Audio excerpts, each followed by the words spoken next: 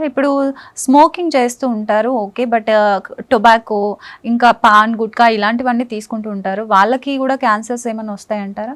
అవునండి, టొబాకో అనేది different products ఉంటాయి. స్మోకింగ్ ఒకటి, దాని తర్వాత ఈ పాన్ మసాలా, గుట్కాలు, దాని తర్వాత జరదా, ఇలాంటి అన్నిట్లో. అండ్ రీసెంట్గా ఇప్పుడు చాలా మంది యూత్ ఇప్పుడు ఏంటంటే ఈ వేపింగ్ ఒకటి చేస్తున్నారు, జస్ట్ స్మోకింగ్ వేపింగ్ అనేది కూడా చేస్తున్నారు. సో టొబాకో నికోటిన్ అనేది ఏ ఫామ్ లోనూ మంచిది కాదు, అన్ని విధాలుగా కూడా క్యాన్సర్ కాజ్ చేస్తుంది.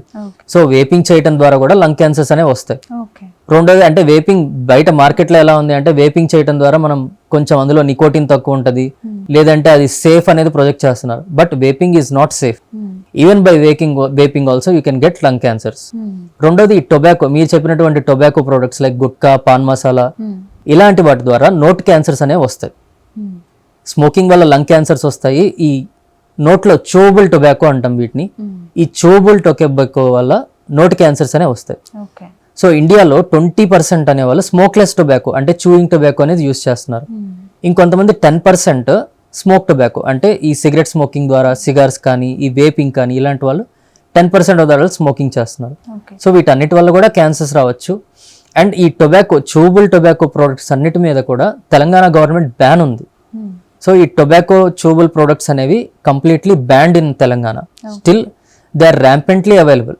సో మనం మార్కెట్లో చూసుకుంటే కనుక ఏ పాన్ షాప్కి వెళ్ళినా సరే మీకు ఈ గుట్కా, పాన్ మసాలా అన్ని కూడా అవైలబుల్ గానే ఉంటాయి. Though there is a ban from the government, still it is available.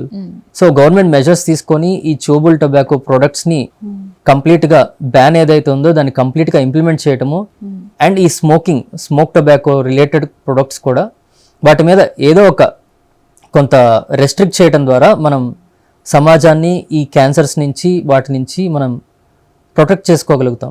Okay, yes sir, thank you so much sir.